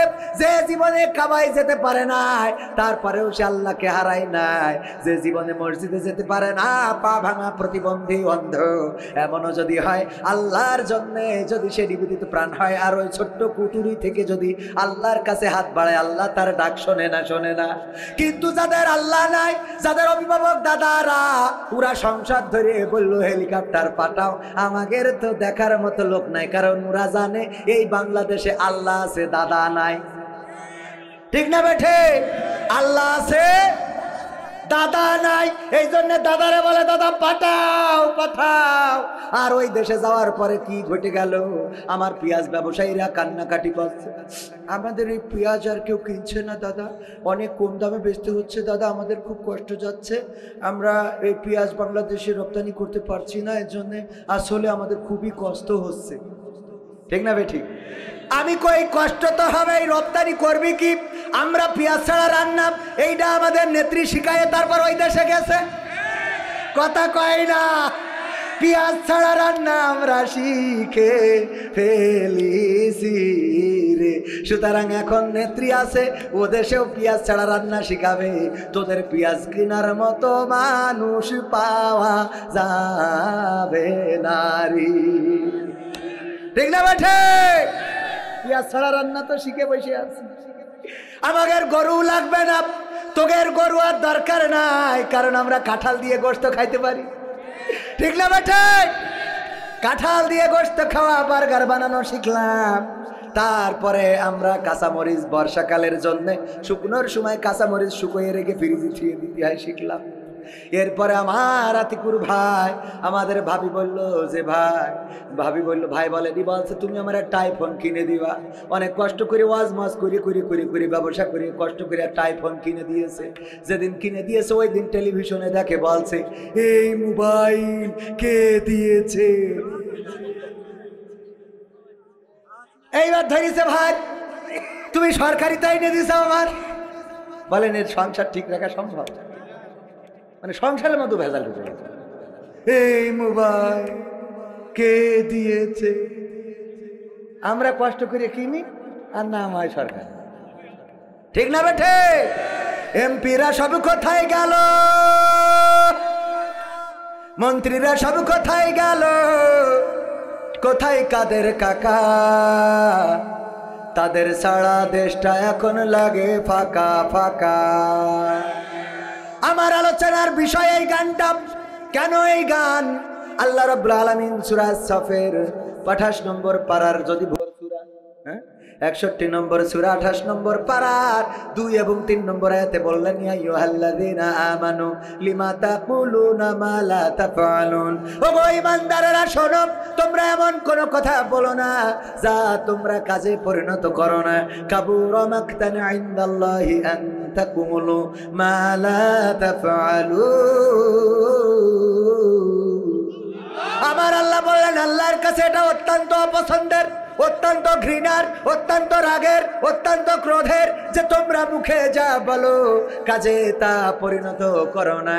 আল্লাহ রাব্বুল আলামিন এই আয়াত বলেছেন সূরা সফের 2 এবং 3 নম্বর আয়াতে। আর এখন দেখেন বাস্তবতার সাথে মিলাই নেন। আমার হযরত কাদের হাফিজাহুল্লাহ, ওবায়দুল কাদের হাফিজাহুল্লাহ বলল, পালাবো না, প্রয়োজন হলে ফখরুলের বাসায় গিয়ে উঠবো, জায়গা দেবে? ঠাকুরগাঁওয়ে বাসা আছে না? আমি সেই ঠাকুরগাঁওয়ে গেলাম, খোঁজ দিলাম এখানে এসেছে নাকি, বললো না আসে নাই। আবার পালাই নাই, তা গেল কানে? কথা কয় না। তাহলে কি আল্লাহর কথার সাথে ওর কাজের মিল আছে? কথা কয় না আছে? আল্লাহ বললো এমন কথা বলো না যা কাজে পরিণত করো না। আল্লাহর কাছে এটা অত্যন্ত ঘৃণার অপছন্দের যে তোমরা মুখে যা বলো কাজে তা পরিণত করো না। আমার কাদের কাকা বললো, এরপরে আমার ওই যে স্বামী ওসমান রাহিমাহুল্লাহ, সে কি বললো, খেলা হবে, খেলা হবে, আসো খেলবো, খেলা হবে, আসো খেলবো। আমার নেত্রী বলল, শেখ হাসিনা পালাই না, বলেছে না বলে নাই? পালাই না, তাহলে আমরা ইন্টারনেট যেই পলক বন্ধ করে দিলে অমনি এক ঝলক আসলো, শুনলাম যে হ্যাঁ মুরব্বি মুরব্বি গেছে না যায় নাই, চলে গেল। তাহলে কথার সাথে কি কাজের মিল আছে? আবার আমার ছাত্রলীগ যুবলীগ ভাই, আপনারা কত করে বললেন যে আমরা মুইতে দেবো, তাতে ভেসে যাবে, তোরা মুতলি সে ম্যাশিক ম্যাশিক তো দূরের কথা, তার কাটা বর্ডারে বিসিউ খুলি ঠিক আসছিস, কথা কয় না। এই বলিছে না বলে না, এটা কিন্তু রাজনীতির কথা না, এটা আমি ব্যাখ্যার কথা বলছি, যে যারা যা বলেছে কথার সাথে কাজের মিল থাকতে হবে না, কথা কয় না। তোমরা বললে আমরা ঢাকা শহরে যদি পিশাব করে দিই বানের পানির মতো ভেসে যাবে, আমাদের বানের পানির দরকার নেই, একটু খালের পানির স্রোত দেখা। তোদের কত জোর, এত জোর, বিয়ের পর বছরের পর বছর চলে যায়, বাচ্চা কাচ্চা হয়, হুজুরির কাছে আসে দোয়া নিতে, হুজুর দোয়া করিতে, আর 7 বছর হইল বিয়ে করিতে, বাচ্চা আসছে না। তোদের কত মুতাজ জোর আমরা জানি, কথা কয় না। জোর ছিল ততদিন, শেখ হাসিনা ছিল যতদিন, জোর ছিল ততদিন, চেয়ার ধরে রাখিল যতদিন, জোর ছিল ততদিন, নেত্রী ছিল যতদিন। এখন বুঝতে পারছাও নেত্রীর অবহেলা করার ফলটা কি? রাজপথে দাঁড়াইছাও, অন্যায় করিছাও, মারামারি করিছাও, কাটাকাটি করিছাও। ওরে বাবা, অনেক স্টেজ থেকে জুতোটাও নিতে দাও নাই, অনেক রকম করেছো, নির্যাতন করলে, নিষ্পেষণ করলে, কোরআনের পাখিদেরকে ফাঁসির কাষ্টে ঝুলালে। আমরা তো কষ্ট সহ্য করি কার জন্যে? কার জন্যে? সুতরাং আমাদের জেলখানায় দিলেও ভালো লাগে, আমাদের ফাঁসির কাষ্টে দিলেও ভালো লাগে। আমরা ফাঁসির কাষ্টে যাওয়ার আগে বলি আমরা লুঙ্গি পরে যাব। সন্তানকে ডেকে বলি, ওগো খোকা বলো দেখি লুঙ্গি পরে যাব নাকি পায়জামা পরে যাব? আমার কবর দিতে সাথিয়া পাবনা থেকে যাবে, তোমাদের মাকে সাথে নিও না, কারণ তোমাদের মা অসুস্থ, এত দূর পথ খারাপ রাস্তা নিয়ে যাওয়ার দরকার নাই। এমন কথা বলে। আর আমাদের পলক ভাই বলে,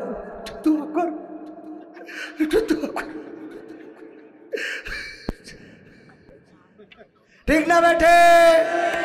ওরে দোয়া, এখন দোয়া লাগে কেন? নেট বন্ধ করার সময় মনে ছিল না ইন্টারনেট না থাকলে দোয়া করবো কি? কথা কয় না। এমপিরা সব কোথায় গেল? মন্ত্রীরা সব কোথায় গেল? কোথায় কাদের কাকা?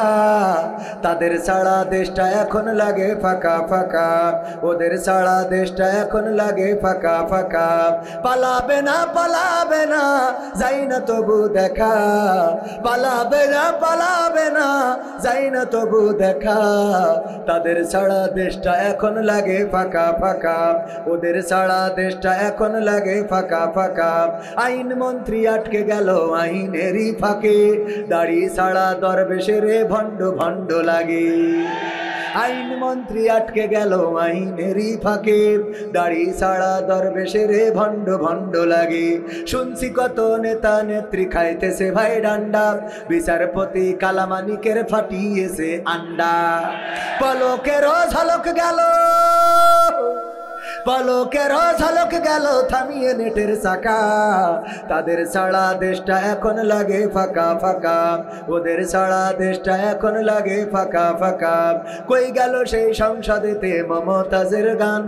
কোথায় গেল হযরত বালা শামীম ওসমান? কই গেল সেই সংসদেতে মমতাজের গান? কোথায় গেল হযরত বালা শামীম ওসমান? ইনু মেনন্দি পুমনি আছে কারাগারে, পাপ করিলেও পাপ কখনো ছাড়ে কি আর তারে। কোথায় গেল স্পিকারের, কোথায় গেল স্পিকারের দৃষ্টি আঁকা বাঁকা? তাদের ছাড়া দেশটা এখন লাগে ফাঁকা ফাঁকা, ওদের ছাড়া দেশটা এখন লাগে ফাঁকা ফাঁকা। কোথায় গেল আরাফাত আর ব্যারিস্টার সুমন? কথা বলার সময় তারা করে নিয়োজন। মুরগি কবির খাইছে ধরা, জাফর কোথায় আছে? গোপনে কি সেও গেল মোদি দাদুর কাছে? কোথায় গেল এ সালামের, কোথায় গেল এ সালামের কাড়ি কাড়ি টাকা? তাদের ছাড়া দেশটা এখন লাগে ফাঁকা। লাগে না লাগে না, ফাঁকা ফাঁকা লাগে এখন। আর সংসদে যখন অধিবেশন হয় তখন আমার মমতাজ আপার গান শোনা যায় না রে। আরে কত গান শুনলাম, আমার মমতাজ আপা সংসদে যাওয়ার আগে গান গাইতো, ওরে ও রিকশাওয়ালা তুই ধীরে ধীরে চালা, তোর সাথে বলবো আমার মনের কত জ্বালা। বলেছে না বলে নাই? এরপরে দেখেন আরো জ্বালার কথা বললো, বন্ধু যখন বউ লইয়া আমার বাড়ির সামনে দিয়া রঙ্গ কইরা লুঙ্গি ধইরা হাইটা যায়, ও কলিজা ফাইটা যায়। গেছে না গায় নাই? তোমার নায়ক চলে যাওয়ার কারণে রিক্সাওয়ালার সাথে দুঃখ করলে, তারপরে আবার গানে গানে বললে বলছে ফেটে যায়। অথচ যে তোমার এমপি বানাইলো, তোমার সংসদে বসাইলো, তোমার মতো একজন এমন চরিত্রের মানুষকে যে এত সম্মান দিল, বাংলা রিডিং পড়তে পারো না, তারে সংসদে নিয়ে যেয়ে বসালো। আর সেই নেত্রী যখন চলে গেল, তখন তুমি কোনো গান গাইলা না রে। তোমার মতো বেঈমান হয় না, মুনাফিক হয় না, নেমুখারাম হয় না, তোমার মতো স্বার্থপর ওরে মমতাজ বাংলার জমিনে আর একটাও দেখি নাই। আমি বলি তুমি যদি এখনো পারো তাইলে গান গাও আমার সোনার ময়না পাখি। কোন বা দোষে দাদার কাছে গো আমরা দেশে কেমনে থাকি রে আমার কলজের ময়না পাখি। ঠিক না বেঠে? তবে গাই নাই এমন না, এখন গাই। কি গান গাই রে বলে, গোপনে যেয়ে পায়খানা ঘরে যেয়ে, ঘরে ওই যে বিল্ডিং এর ছাদের পরে যেয়ে বলে, আমার দরদি আগে জানলে তোর ভাঙা নৌকায় চড়তাম না, ভাঙা নৌকায় চড়তাম না, আর এই বিপদে পড়তাম না। ওরে বর্ডারেতে খাইলাম ধরা, বিসিটাও তো পাইলাম না। আগে জানলে তোর ভাঙা নৌকায় চড়তাম না। ঠিক না বেঠে? এমন ভাঙা নৌকায় চড়লে তো এমন কান্নাকাটি করা লাগবে। ওগো আমার ভাইয়েরা, ওগো আমার মায়েরা, বোনেরা, ওগো আমার কলেজের টুকরা যুবকেরা, এখানে অনেকেই এসেছেন দাঁড়ানো যুবক, ডানে বামে কালেকশন করলে লোক চলে যায়, কিন্তু টাকা চাওয়ার পরেও আমার যুবকেরা কলেজের টুকরারা দাঁড়ানো। কয়েকটা মেসেজ আমি আমার যুবকদের দিতে চাই। আমি তো ওই হুজুরের মতো, কফিউর রহমান আজাহারির মতো না হাজারির মতো বলতে পারি না যে একটা মেসেজ ডুরাপ করে দিলাম। আমি ডুরাপ করতে পারি না। আমি তোমাদের কয়েকটা দাবি জানাই, যেখানে যাই। 5টা দাবি। কয়টা? যুবকরা আমার 5টা কাজ করে দিতে হবে। 1 নম্বর কাজ হলো নামাজ ছাড়া যাবে না। নামাজ যদি পড়তে পারেন, আল্লাহ রাব্বুল আলামিনের নবী বলেছেন নামাজের প্রথম হিসাব যেটা নেওয়া হবে সেটা হলো নামাজের হিসাব। নামাজের হিসাবে যদি কেউ উতরে যায় তাইলে অন্য হিসাবগুলো একটু সহজ হয়ে যাবে, আর নামাজে যদি কেউ ফেল মারে রে তাইলে অন্য সকল হিসাবগুলো কড়াই গন্ডায় নেওয়া হবে রে। এই জন্য 1 নম্বর কাজ হলো তুমি যাই করো তাই করো। লাইলাতুল ফেব্রুয়ারি 14 ফেব্রুয়ারি তুমি যা করো করো, করতে পারবো না, যদি করো তাও নামাজ ছাড়া যাবে না। যারা এই ভুল করো তারপরে নামাজটা ছেড়ে না, কারণ নামাজ ইন্নাস সালাতা তানহা আনিল ফাহশাই ওয়াল মুনকার, আল্লাহ বলছে যে নিশ্চয় নামাজ অশ্লীল খারাপ কাজ থেকে বিরত রাখে। তার মানে ও নামাজি যদি হয় তাহলে ও লাইলাতুল ফেব্রুয়ারিতে আর তাহাজ্জুদ পড়বে না। ঠিক না বেঠে? এই জন্য 1 নম্বর কাজ কি? নামাজ আদায় করতে হবে। 2 নম্বর কাজ হলো টাকনুর উপরে কাপড় পরতে হবে। বিশ্ব নবী সাল্লাল্লাহু আলাইহি সাল্লাম বলেছেন যদি কেউ অহংকার বশত টাকনুর নিচেই কাপড় পরিধান করে ওই অংশটুকু জাহান্নামে যাবে, কেটে তো আর ঢোকানো হবে না, অংশের কারণে সে জাহান্নামে যাবে। আর যদি আবু তালিবের মতো জাহান্নামের সবচেয়ে অল্প শাস্তি আগুনের জুতা পরানো হয় তাও কষ্ট আছে না নাই? এই জন্য টাকনুর উপরে কাপড় পরতে হবে। 3 নম্বর কাজ হলো এই দাড়িটারে কি করতে হবে? এই দাড়িটারে রাখতে হবে। সেভ করা যাবে না, সেভ করতে হবে। সেভ করতে হবে, রেখে দিতে হবে। দাড়িটারে সংরক্ষণ করতে হবে, কাটা যাবে না। দাড়িটারে সংরক্ষণ করবেন, ছোট বড় যাই হোক। অনেকেই বলবে হুজুর আপনার ছোট বলে নিজেরটা ছোট বড় বলছেন, যেহেতু আমার আমল নেই সুতরাং ডাইরেক্ট ছেড়ে দিতে বলবো না। আমার যেটা আমল নেই বলি লাভ আছে? আমার যতটুকু আছে ততটুকু অন্তত করেন, যদি তাও না পারেন এর থেকে ছোট করলেও করেন, কিন্তু দাড়ি রাখেন। আর গেল 3 নম্বর। 4 নম্বর কাজ হলো, 4 নম্বর কাজ হলো সৎ কাজের, নেক কাজের, ভালো কাজের আদেশ দিতে হবে। মনে থাকবে? এটা আমার দাবি। আল্লাহ রাব্বুল আলামিনও এই অ্যাঙ্গেলে কথা বলেছেন, আল্লাহর নবী সাল্লাল্লাহু আলাইহি সাল্লাম এই অ্যাঙ্গেলে কাজ করে গিয়েছেন। তার 5 নম্বর হলো অসৎ কাজ যেখানে বাধা দিতে হবে সেখানে। মনে থাকবে, কফির দোকানে গিয়েছেন, হঠাৎ যদি দেখেন দুইজন কপতি বসা খুব রোমান্টিক হাত ধরে আছে একে অপরের, যেই বলবেন তোকে লাইসেন্স দেখা, বলা যাবে যুবকেরা? বলা যাবে? ও লাইসেন্স দেখা বলবে কি ও নিজেই তো আর একটা সাথে করে নিয়ে গেছে, ঠিক না বে ঠিক আছে না নাই? এই বিয়ে করেছিস কিনা, এই ক্যান্টিনে হাত ধরেছিস, বৈধতা কোথায় পেয়েছিস? এটা বাংলাদেশ, হাজারো শহীদের রক্তে ছিনাত এই বাংলার জমিন। সুতরাং এই জমিনে অন্যায় ভাবে একজন আর একজনের হাত ধরে বেড়া বাতা হতে পারে নারী। মনে থাকবে, এই জাতীয় কাজগুলো যদি যুবকরা জেগে ওঠে, যাকে নিয়ে যাবে এরম হাত ধরে রাস্তা কলেজের পাশ দিয়ে হাঁটতেছে, যে বলতে হবে ভাই আপনার বউ না গার্লফ্রেন্ড, তাহলে হাত ছাড়েন, নাই বারোয় টানা করি ফেলবো। বলতে পারবেন? বলবেন কি নিজের পাশায় গু থাকলে তো সমস্যা। মনে থাকবে ইনশাআল্লাহ। আল্লাহ কবুল করুন, বলেন আমিন।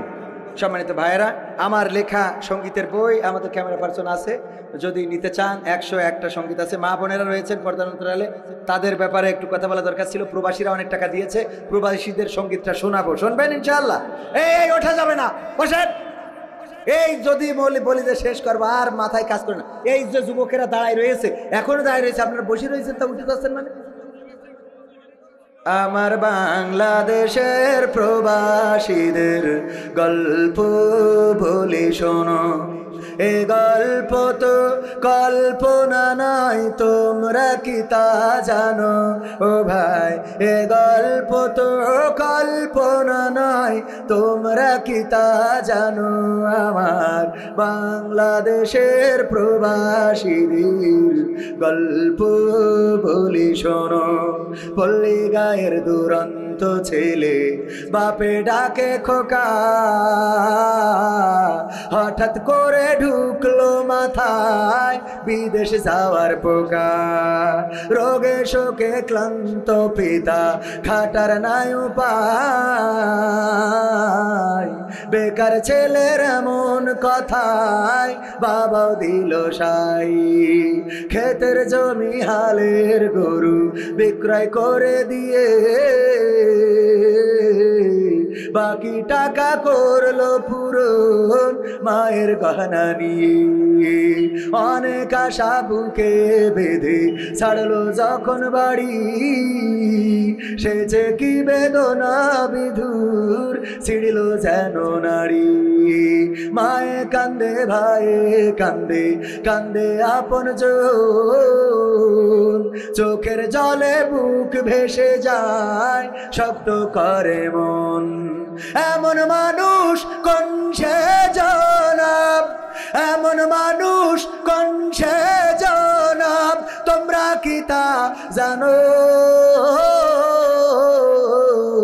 আমার মহেশপুরের প্রবাসীদের গল্প বলি শোনো, আমার ঝিনাইদহ জেলার প্রবাসীদের গল্প বলি শোনো। বিমানেতে বসে খোকা জানালারি পাশে, নীল আকাশে তাকিয়ে দেখে মায়ের ছবি ভাসি।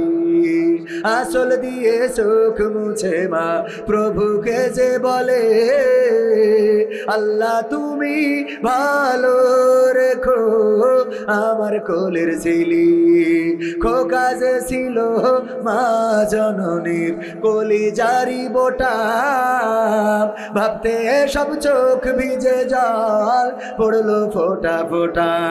এমন মানুষ কোন সে জনাব, এমন মানুষ কোন সে জনাব, তোমরা কি তা জানো? আমার ঝিনাইদহ জেলার প্রবাসীদের গল্প বলি শোনো। সম্মানিত ভাইয়েরা, আমি বুঝতে পেরেছি যে আপনারা আর বসবেন না। যখন বুঝেছেন যে হুজুর আর সামনের দিকে আগাবে না, তখনই উঠেছেন। আসলে আমি দাওয়াত নেওয়ার সময় বলে দিই যে যাই করেন তাই করেন, আমারে 10টা স্টেজ দিবেন, 12টা পর্যন্ত 2 ঘন্টা আলোচনা করব। যদি 11টায় দেন তাইলে 12টা পর্যন্ত, যদি 11টা 30-এ দেন, তাও 12টা পর্যন্ত। এটা বলাই থাকে আমার আতিকুর ভাই সাক্ষী। তারপরে ওনারা বলেও নিয়ে আসেন, হুজুর আসেন, যে কটাই হোক 10টায় উঠাবো।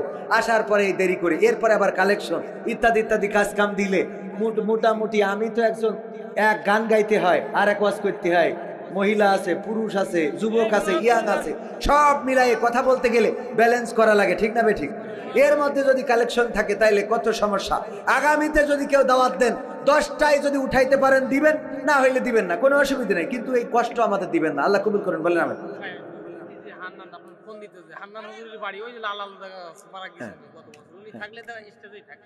আল্লাহ আল্লাহ আল্লাহ, আমার হান্নান হুজুর ভাইকে আল্লাহ কবরটারে জান্নাতের বাগান বানিয়ে দিন, বলেন আমিন।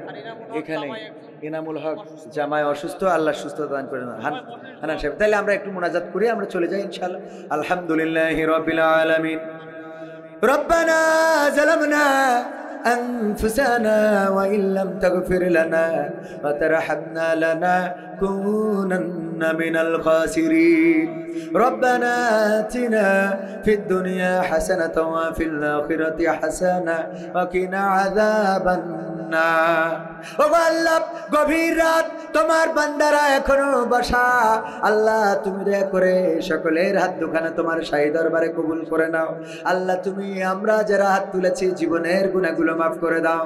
জেনে গুনাহ করেছি না জেনে গুনাহ করেছি, বুঝে গুনাহ করেছি না বুঝে গুনাহ করেছি, ও আল্লাহ জীবনে এমন অনেক গুনাহ আছে আল্লাহ, মা যদি জানতো ভাত রান্না করে খাওয়াতো না, বাবা জানলে বাড়িতে জায়গা দিত না, সন্তানরা জানলে বাবা বলে ডাকতো না, স্ত্রী জানলে সংসার করতো না, এমন অনেক গুনাহ আছে আল্লাহ, পৃথিবীর কোনো মানুষ জানে না, জানো তুমি।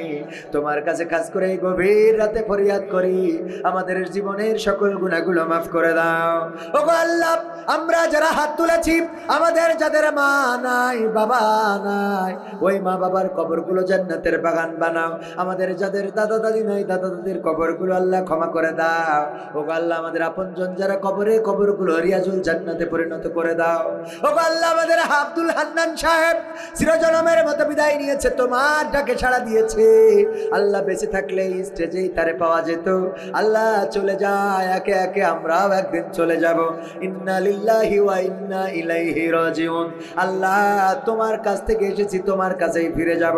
ওগো আল্লাহ, তোমার কাছে কাজ করে ফরিয়াদ করি, আমাদের জনাব মুহতারাম আব্দুল হান্নান সাহেবের কবরটারে জান্নাতের বাগান বানাবার একজন অসুস্থ আছে, তোমার বান্দা, আল্লাহ সুস্থতা দান করে দাও। এই মাহফিলে ত্রাঙ্গঙ্গি ভাবে জড়িত, দিনরাত পরিশ্রম করেছে আল্লাহ, যারা টাকা দিয়েছে, পয়সা দিয়েছে, মেহনত দিয়েছে, তুমি সকলকে কবুল করে নাও।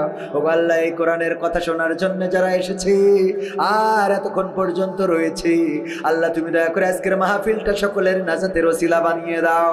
ওগো আল্লাহ, যারা পকেটের টাকা দিল, পয়সা দিল, তুমি তাদের ঋণ থাকলে পরিশোধ করে দাও। আল্লাহ অভাব থাকলে দূর করে দাও। আল্লাহ রুজিতে বারাকা দান করে দাও। যাদের ব্যবসা আছে বাণিজ্যে বরকত দিয়ে দাও। ওগো আল্লাহ, যাদের কন্যা দায় আছে কন্যা বিবাহের ব্যবস্থা করে দাও। পর্দার অন্তরালে আমার মা বোনেরা হাত তুলেছে, কেমন আমার মা বোনদের অনেকের মা নাই বাবা নাই, আল্লাহ মা বোনদের মা বাবা যাদের চিরজনমের মতো বিদায় নিয়েছে, কবরগুলো জান্নাতের বাগান বানাও। আল্লাহ আমার মা বোনদের যাদের অসুস্থতা আছে সুস্থতা দান করে দাও। আল্লাহ যাদের কন্যা দায়গ্রস্ত আছে তুমি বিবাহের ব্যবস্থা করে দাও। ও আল্লাহ, আমার যুবক যারা হাত তুলেছে, আল্লাহ তুমি সকলের সৎপাত্রীর ব্যবস্থা করে দাও। আল্লাহ যুবতী যারা হাত তুলেছে, তুমি তাদের নেককার পরহেজগার পাত্র দান করে দাও। ও আল্লাহ, কার মনে কি চাওয়া আছে জানি না, সবার চাওয়াগুলো পাওয়া করে দাও। এই মাহফিলের সভাপতি সেক্রেটারি, এই মাহফিলের বক্তা আমার প্রিয় ভাই জনাব আতিকুর রহমান সাহেব জিহাদি হাফিজাহুল্লাহ, আল্লাহ তুমি তার কণ্ঠটাকে কবুল করে নাও। ও আল্লাহ, তার কণ্ঠ গোটা বিশ্বময় ছড়িয়ে দাও।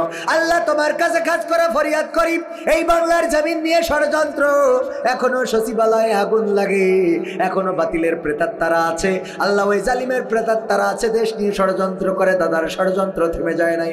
তোমার কাছে কাজ করে ফরিয়াদ করি, আল্লাহ তুমি সকল ষড়যন্ত্রের হাত থেকে বাংলাদেশকে হেফাজত করো। আল্লাহ তোমার পথে যারা জীবন দিয়েছে, জীবনগুলোকে আল্লাহ তুমি শহীদ হিসাবে কবুল করে নাও, শাহাদাতের সর্বোচ্চ মর্যাদা দান করে দাও। আল্লাহ ছাত্র ছাত্রদের লেখাপড়ায় কামিয়াবি দান করে দাও। আখেরি ফরিয়াদ, জানি না কবে মালাকুল মাউত আসবে, জানটা নিয়ে উড়াল দেবে। আল্লাহ তোমার কাছে কাজ করে ফরিয়াদ করি, মরা যেহেতু যাওয়াই লাগবে, আল্লাহ অ্যাক্সিডেন্টে মরণ দিও না, পানিতে ডুবায়ে মরণ দিও না, আল্লাহ হার্ট স্ট্রোকে, ব্রেন স্ট্রোকে মরণ দিও না। আল্লাহ মরণ যখন দিবা তুমি দয়া করে আমাদের শাহাদাতের মৃত্যু নসিব করে দাও, আর মরণ কালে জবানে জারি করে দিও আখেরি কালেমা লা ইলাহা ইল্লাল্লাহু মুহাম্মাদুর রাসূলুল্লাহ।